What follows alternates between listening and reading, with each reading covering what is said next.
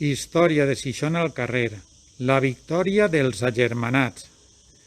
Com hem parlat en un capítol anterior, en la Pasqua de 1520, alguns xixonencs, seguint les instruccions de la Junta dels 13 de València, van formar germania en l'ermita de Sant Antoni.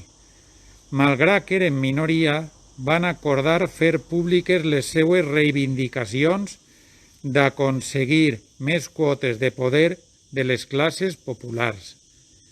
Això suposava oposar-se a la noblesa i al propi rei.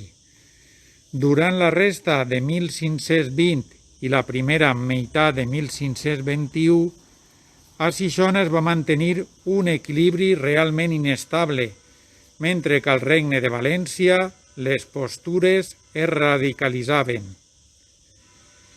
Finalment es va declarar la guerra en dos fronts, un al nord, a les comarques de la Plana i el Baix Maestrat, i l'altre més al sud, a les comarques de la Safor i les Marines.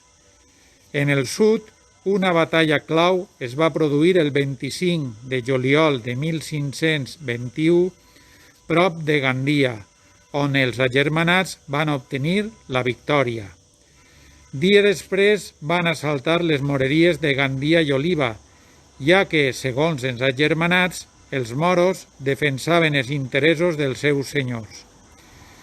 En aquest succeït es trobaven milícies de Xixona.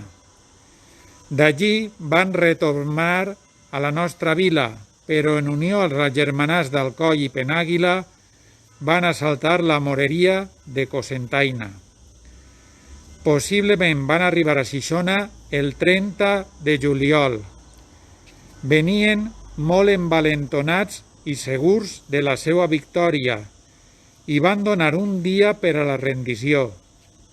Com diu Martín de Viciana, estos mandaron con pregón público en Xixona que dentro de un día natural todos se agermanasen so graves penas y de salir de la villa.